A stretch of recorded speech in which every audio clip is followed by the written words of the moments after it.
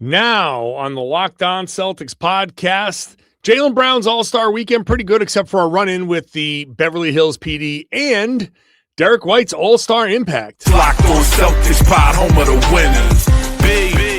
Hey there, welcome back to the Locked On Celtics podcast right here on the Locked On Podcast Network, where it's your team every day. Your team is the Boston Celtics, and I talk about them Monday through Friday, weekends, maybe twice a day. Who knows? Whenever I decide to talk about them, bonus podcasts all over the place. So subscribe wherever you get your podcasts, watch the show on YouTube, and just enjoy it. I hope you enjoy it. That's the most important thing. I'm John Karalis. I'm a beat writer covering the Celtics for Sports Illustrated's Celtics on SI.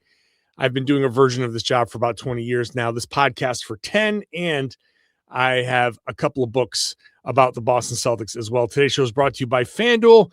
Use your profit boost for an NBA future and get entered for your chance to win a trip to the NBA Finals. Play your game with FanDuel, the official sports betting partner of the NBA. Coming up later on, just a few words about tanking, because it was the big thing about an All-Star weekend. It's been a big thing. People are losing their minds over it. I just wanted a place to kind of say my piece. That's coming up later on. Derrick White, his All-Star impact. We'll get to that in the second segment. Also, like Jayson Tatum's. So that's like kind of a catch-all second segment with D. White, Jayson Tatum's five-part docuseries about his return. We'll get to that in there as well. But first, Jaylen Brown and the All-Star game. Jaylen did not. Hold on one second here. I got my light. Let me just turn my light back on here because that went off. There we go. Now I can see myself. I hate doing that. I'm sorry for people who are on the audio side, audio only. But I had a light go out and I had to turn it back on. Jaylen Brown at the All-Star game. For a second, for a hot minute, I thought, ooh, Jaylen might be the MVP of this thing, because in the first game he scored 11 points. He had 11 points, 3 rebounds. He shot 5 of 9. And the way they did this round robin thing, it was USA versus the world, 2 USA teams, USA Stars, USA Stripes, and the world team. The world team lost both of their games, so it was USA versus USA. And Jaylen in the first game looked really good. He had that 11-point game, and I think, oh, okay, Jaylen's going to have this. He might have a chance at the MVP here. And then in the second game, didn't really do much. In the third game, he shot 2 of 10, and it was all about Kawhi. And then it was, the third game was just a blowout, and Anthony Edwards was doing all of. And Edwards was the MVP, but Jaylen had a pretty nice day. I can't say game. It's a series of games. Ultimately 15 points, but nice night for Jaylen Brown. I thought he played well. I think he might have run out of gas a little bit, because if you watched his stream earlier in the day, he ran 1.5 miles for some event he was doing, and he was out there talking about his event that was shut down by the Beverly Hills PD. And part of the whole event, the 741 event, was running 1.5 miles. And so he was like running and talking, and I'm like, okay, this is, I mean, great. It's All-Star weekend. Who cares? I was like, this might not go well for him later in the day. And I think like he came out strong, but at the end was probably just a little bit, maybe a little bit tired. Maybe the legs weren't exactly there for him at the end. And, he didn't perform his best in that last game. Maybe is unrelated. I don't know. But generally speaking, I thought Jaylen had a nice night. And I thought the Celtics were well represented with him and Ron Harper Jr. at the skills. That was not skills. It was the shooting stars, and then the rising stars game. He didn't do a ton either, but it was cool to see him out there with his dad and his brother. I mean, Ron Harper Jr., Dylan Harper, out there just doing their thing. That's got to be a cool moment to be at All-Star Saturday with your dad and your brother And even if you didn't win, that's just going to be a cool moment. But I don't know what else to say about Jaylen at the All-Star game. I will say that the All-Star game, or games, plural, were good. And let me just back up a little bit. I thought the games last year were good too. And I didn't even go back and look at my podcast from last year, but I know that I was pissed at the TNT broadcast last year because the TNT broadcast last year was fawning all over itself, and they had these massive delays between games, and they took away from the product on the floor, and it was just this big self-congratulatory thing, and it took away from the actual basketball. I thought last year's All-Star game was actually good, and this year's All-Star game was also good. The format worked. The 3-team format. You want to do US versus the world? Fine. You want to do US or just All-Stars versus, and they had like a G League team last year. It didn't bother me.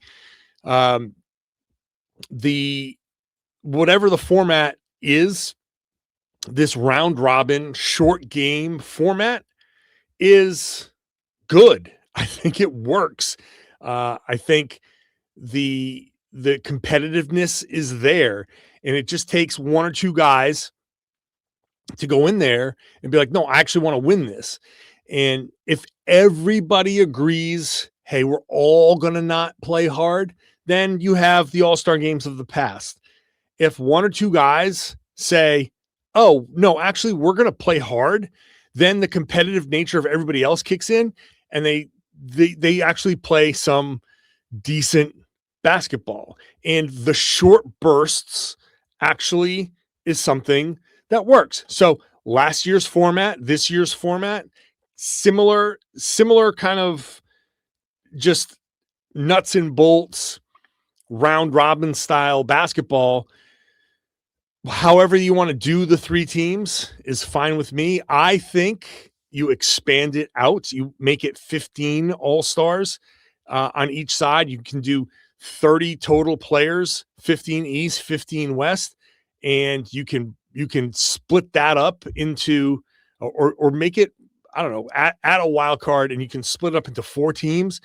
And however you want to do it, you can do a round robin and make it work. And I think this was proof of concept. So I enjoyed it. I enjoyed it last year. But again, the TNT broadcast last year was so bad, so awful. It bothers me. It still bothers me to this day because it was so self-serving. And that's not what the media is supposed to be. We're supposed to be observers and documenting and not be all about ourselves. But obviously, a lot of people make it about themselves. So I'm glad to see the effort in there this year.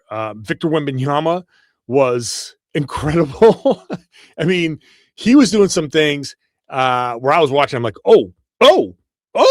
It was really fun watching Wemby out there. That moment, the viral moment where I forget who hit the shot. Damn.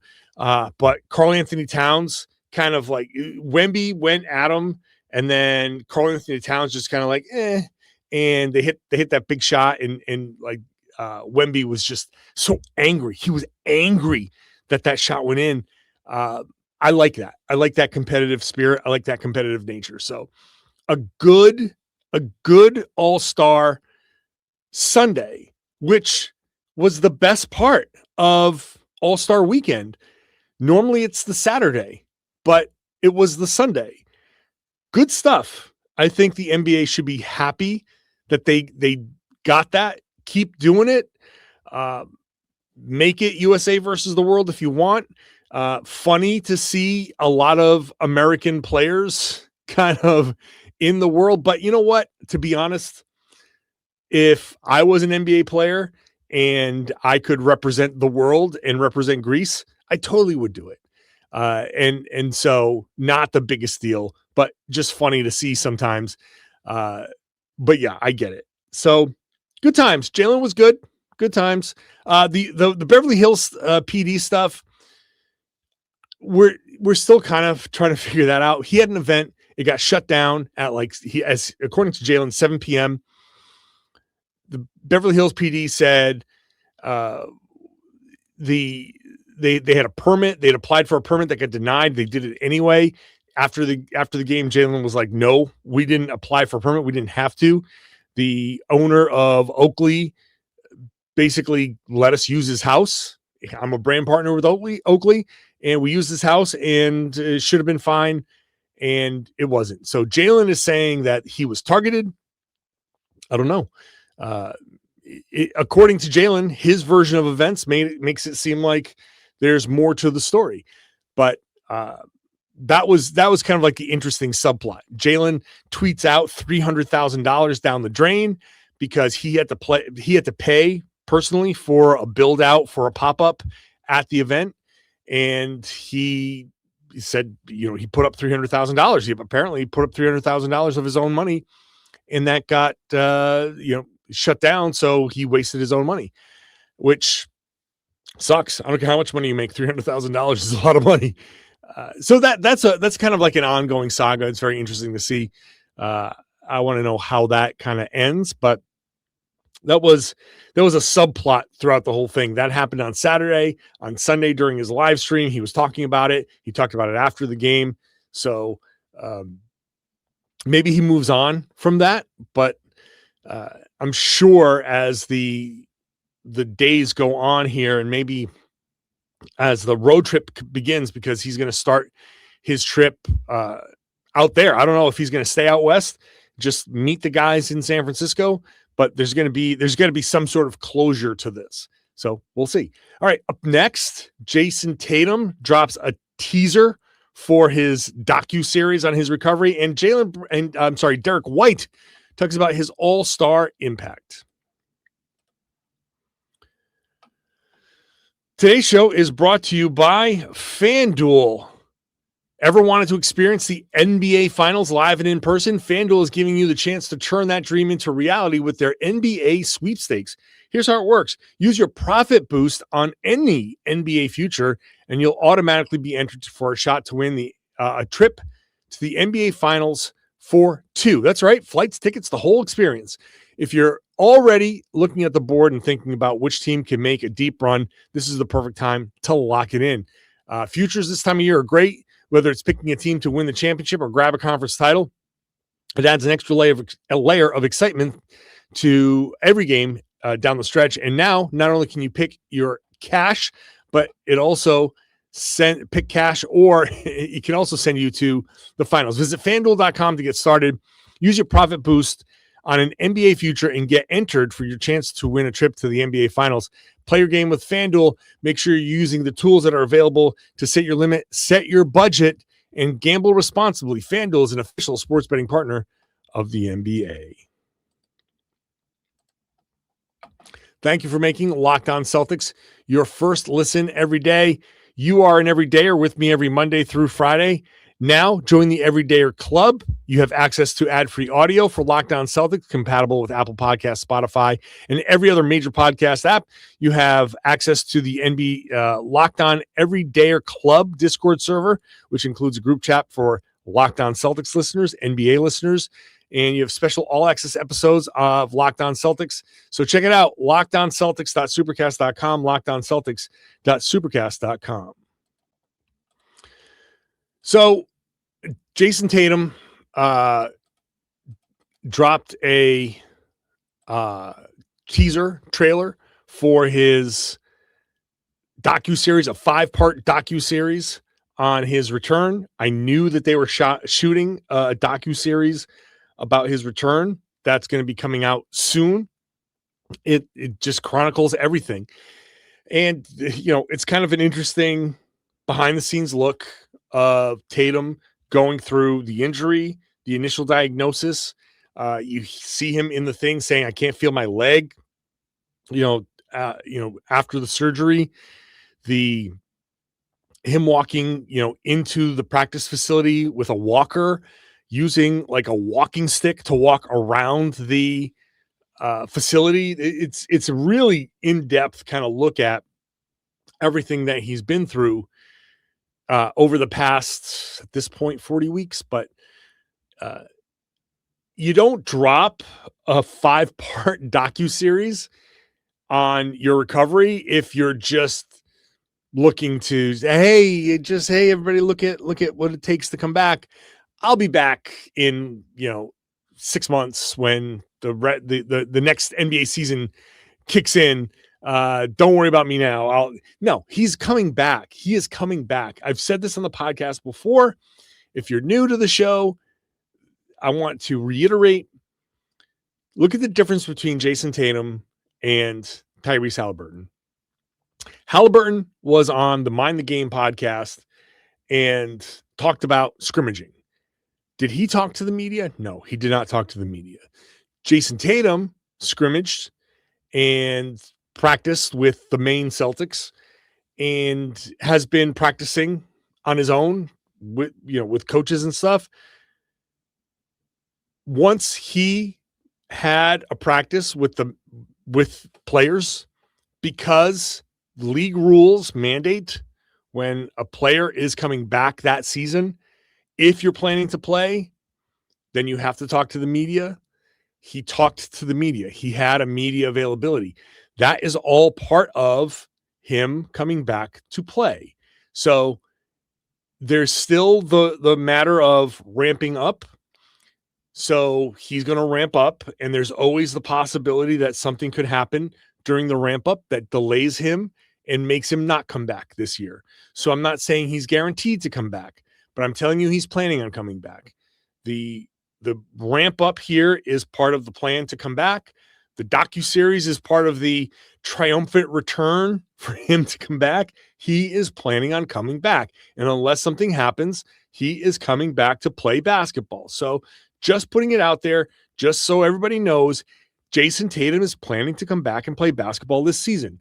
It's very simple. It's not a statement. It's not an outside the box statement. He is planning on coming back to play basketball this season. It's obvious. He can say, I might or might not, and that's true. He might or might not, because you don't know how the actual ramp up is going to go. So he can't definitively say, I am coming back on this day, because you don't want to say that and then have it not happen, because if it doesn't happen, then it becomes a setback. And then people like me be like, you said March 4th and now it's March 5th and you didn't come back. Why? That's why he's not going to say I'm coming back on this day.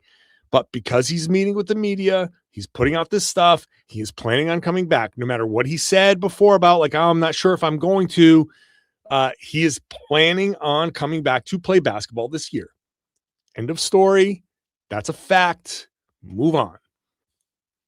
So whenever he does, obviously that's going to be a big story, but we'll see how the ramp up goes. But he's ramping up. There's no more injury recovery. There's no more none of that stuff. It's just ramping up, getting his cardio right. So while that's happening, we're waiting for the Celtics to come back. And I just thought it was an interesting thing for Derrick White to mention on his podcast, the White Noise podcast, him and Alex Welsh. Actually, Alex was the one who mentioned it. So Derrick didn't make the All-Star game, obviously, and his poor shooting was probably why he wasn't invited. You hear people like Zach Lowe say, I had him on my All-Star team. If Zach had him on his All-Star team, that probably means that there's some momentum in the league amongst coaches that, you know, if Zach has him on an All-Star team, there's got to be other people who have him on their All-Star team. And the shooting ended up in January being his worst shooting month. Historically, it is his worst shooting month. And so he didn't make it. But if you listen to his podcast, which is always fun, I think it's, you know, an interesting kind of, you never hear extended conversation from Derrick White. So Alex was saying they have a group chat and they were all like complaining just like they do, right? You know, a bunch of friends were complaining like, oh man, you got snubbed. And Derrick said, I don't have all-star numbers, but I have all-star impact, which boom, that's a great line. It's perfect. And I think that I like that awareness. I like that understanding, and it's absolutely true. Derrick White has all-star impact.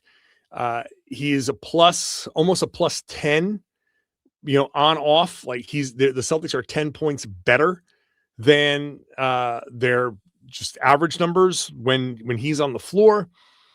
And I really do think when you talk about Tatum coming back, Derrick he might have the most to gain from Tatum coming back because his shot profile is going to go from a very heavy pick and roll creation to more spot up.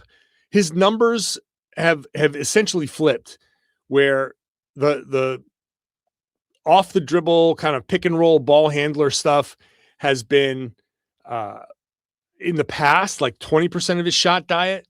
This year it was 35% of his shot diet. And like last year, it was the opposite. It was 34% spot up this year and 20% pick and roll ball handler. So it flipped this year, much more pick and roll ball handler. He's good at it, but it's not quite 1 point per possession. Spot ups last year were like 1.3 points per possession, which is elite. This year, because of everything, I think that has dropped to an okay number, but not elite. What makes Derrick White so good was he's elite at that spot up stuff.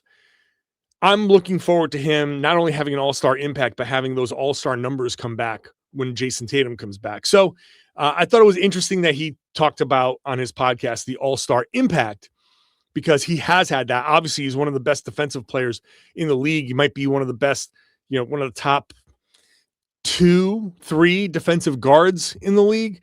He is elite at, defensively at that position.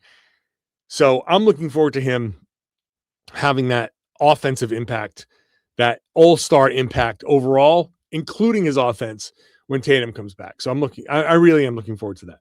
All right. We'll discuss a lot of that as we move forward in the week. Some more in-depth conversations coming up this week. But before we wrap it up, I want to come back and talk about this tanking debate. I wrote a column about it. It was the first question asked to Adam Silver, and I just think it's overblown. Like we're going too far with the reactions to tanking. I'll explain that when I come back.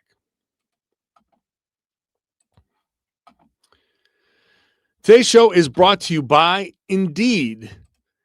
Workplace chaos, deadlines stacking up, inbox overflowing, and the one position you have to fill is still sitting there open. The pressure is on. You need to fill that hire, and you need the right person. This is a job for sponsored jobs. Indeed, sponsored jobs helps you reach the people who actually fit, and they fit what you're looking for: skills, experience, location. So you're not just hoping the right candidate stumbles across your post. That's just you're looking for luck. You don't need luck. You need skill. You need a tool like Indeed sponsored jobs that can help you find the right person. In the minute that I'm talking to you here, companies like yours made 27 hires across worldwide on Indeed, according to Indeed data.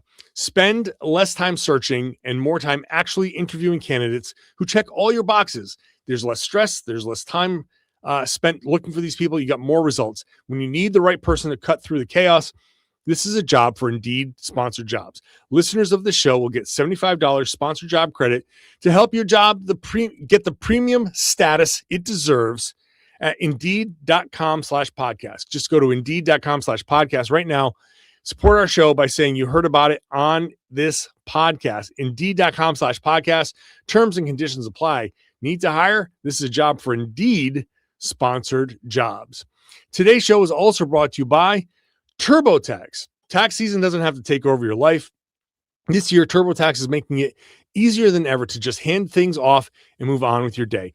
With TurboTax full service, you can have your taxes done for you by a trusted local expert, start to finish, without the stress or guesswork. Instead of spending hours trying to figure out forms, you can meet with local TurboTax experts in person or connect online. They get everything for you.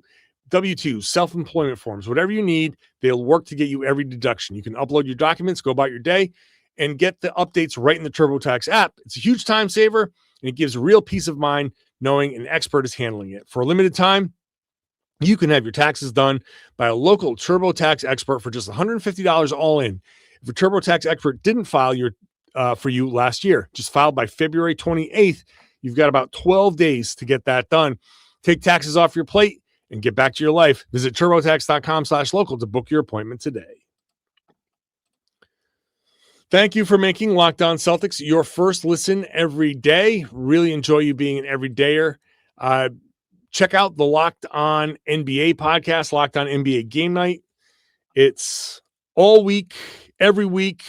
It's 7 days at Locked On NBA Game Night, covering every game in the association. This week, we're covering all kinds of stuff. So check me out on Wednesdays with Jake Madison.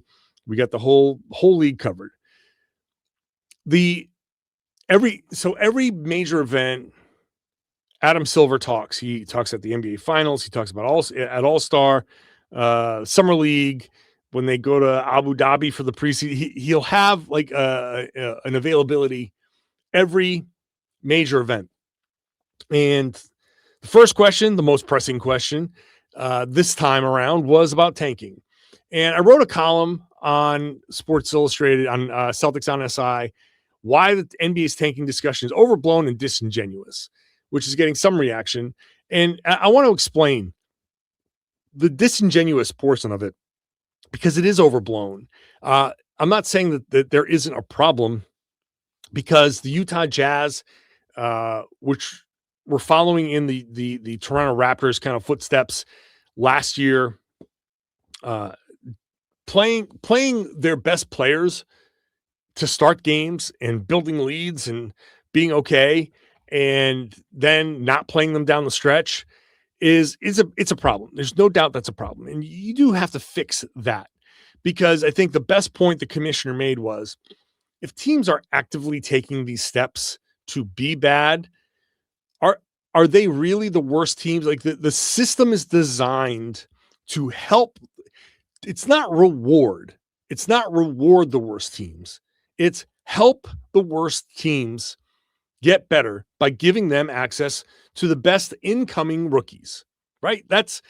It's not, hey, congratulations, you were bad. Your reward is Cooper Flag. That's not it. It's, oh my God, you've been bad. You've been terrible. Like, you've been like a really bad team. We don't want you to be bad for long. We're going to help you out. Here's a good rookie. And that, I think, is an important distinction.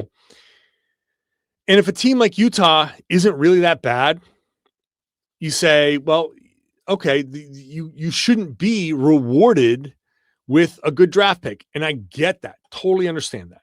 There is a problem with tanking. My issue is the hand-wringing, the pearl clutching, the, oh my God, won't someone think of the children when it comes to tanking? Like, the discussion is so over the top sometimes, and people go way too far with it. And like, this is part of as long as there's a system of trying to help these bad teams, there's going to be a team or two or three that goes through and says, well, we have to take advantage of that system. We have to get into this so we can get the best possible rookie. And that's going to help us get to the next step. We're going to build our team with this great rookie, and we're moving forward. Tanking just happens. And the disingenuous part is, when it works for whichever team it works for, doesn't always work, doesn't work for everybody, but people were getting on the OKC Thunder for tanking. And they were compared to the process. They were compared to the process Sixers for a couple of years. They got a couple of players. They got Holmgren. They got Jalen Williams. They ended up, obviously, in the process getting Shai Gilgeous-Alexander, but they ended up winning a championship. And now Sam Presti is a genius. He's the gold standard. The Thunder are the team that everybody looks at and says, oh my God, look at all the picks they have. Look at how good they are. They're just incredibly set up. What an amazing franchise. Well, how do you think they got all those picks? How do you think they got set up this way? Tanking. But once the tank works for a team, people are like, oh, we're very well done. Very well done. Congratulations. What a great front office. San Antonio Spurs, very obviously tanking. Got Victor Wembanyama. Boom, done. Now they also got Stephon Castle. They got Dylan Harper. They got a good kind of core around him. They got, just because you've hit with the pick, you got to get the right pick. You got to get the right player. You got to get the right players around them. But the tank worked for San Antonio. The tank has worked for multiple teams. Once that happens, people are like, wow, look at San Antonio, how good they are. No one cares that they tanked before. This is the disingenuous part. And this is where I have the problem. People go, oh my God, this is so terrible. This is ruining the game. Oh, look at you. You got a great pick. Now, Dallas, like, obviously Dallas is a little bit of a different story because of the Luka Doncic trade. But in a couple of years, when Cooper Flagg leads them back to the playoffs, people are going to be like, wow, Cooper Flagg is amazing. And whatever new front office, the post Nico Harrison stuff, like that stuff is going to hang over the team for a little while. But the recovery from that they're going to move past it. They're going to move past it. And it's just going to say, Cooper Flagg is leading them. What a great team this is. And that's it. This year, whoever gets the top pick or one of the top 2, 3, 4 picks, those teams have the potential to become great. And in a year, 2, 3, if it's Utah, if it's another team, people are going to be like, wow, hey, look, this worked. And look at how great they are. Now look at how good, like, you have to make the next moves, the supporting moves and all of that. But you still, once that happens, everybody just kind of seems to forget. Everybody kind of seems to be like, oh, wow, well, they're good now. That's great. It's very Homer Simpson, like, in the lard lad from the donut thing. He's like, oh, he came to life. Good for him. Like, that's what people end up being. We move past the animosity so quickly, but the anger at the tanking is still there, just directed towards the next team that's doing it. But it's disingenuous in that it's like, well, we're angry at this team, then we're angry at that team. We're not angry at the team when they're good, but that's the team that's benefited from the tank. It doesn't always work. Tanking sometimes doesn't work. And that's the risk you take. You put your jobs on the line, the franchise on the line. And if you're not good, you don't have a backup plan, then you risk losing your jobs. And that's a problem for the person who's losing their jobs. And it's a problem for the fan base. But I just have a problem with all the hand-wringing. And then when the tank is done and it's completed and it actually works for certain teams, people are just like, wow, what a great front office that team has. Like that part just doesn't sit well with me, because what are you mad at? What are you mad at? You're mad in the moment, but then it worked. Like, people aren't still mad at OKC. Why? If you're mad at tanking, you should still be mad at OKC. Excuse me. But people, as soon as OKC won, it's like, wow, they're ahead of schedule. Look at Sam Presti being awesome. Look at all the picks they have. This is amazing. They are going to buck the trend. They're beating the system. What an amazing front office they have. They tanked, and they tanked to get there. So I'm just saying, keep it a buck. If you're angry at tanking, be angry at the team for their success through tanking. But people aren't. They're not. People just want to be mad at something. Like, oh, tanking is ruining things. Actually, it isn't. It isn't. Because the teams that are tanking, their fan base is generally like, yeah, we got to do it. It's cool. We're okay. As long as it's not for 5 years, then you become the Sacramento Kings. But what you don't want to be is the Chicago Bulls, stuck in the play-in tournament forever. I'm sure Chicago Bulls fans, ask a Bulls fan how they feel about tanking. I'm sure a majority of them would be like, we should be tanking. We should have been tanking for a little while now. I don't understand why we're not. That's going to be the pervasive. You do not want to be the Bulls. You do not want to be the Kings. But that's a whole other front office issue. You do not want to be the Bulls. Everybody clowns on the Bulls for being a perennial 9th seed. You do not want to be that. So just tank. And people will say that. Just tank. But then they'll get mad at the tank. No. Just no. I'm done with that. I'm done with that. Okay? People like to be mad and complain about this, but the issue is with them. It's not with the tank. There are problems for sure, and they need to be fixed. I think some of the protections on picks are part of the problem. The Utah Jazz are not a bottom team. They're not also the 6th worst team. Like, they shouldn't be the 6th worst team. But because their pick is protected top 8, they don't want to give it to OKC. Take the protections out. That's fine with me. Fix the system a little bit. That's fine. Absolutely. The system needs fixing. But I think we're actually in a good place. Some little tweaks, some little fixes. The whole thing needs to be fixed. The whole overhaul do not need an overhaul. Relax. Just relax. Fix a couple of things. Take the protections away, and I think the flattened dot, everything's going to be okay. Just chill. It's okay. It's okay. All right, that's the podcast. Thank you for listening. Thank you for watching. I do appreciate you. I'll be back. You got full week of podcasts, bonus podcasts coming up. So make sure you're subscribed wherever you get your podcast. Watch the show on YouTube. And now I would love it if you share the podcast. Tell everybody they should be listening to and watching the Locked On Celtics podcast here on the Locked On Podcast Network. It's your team every day.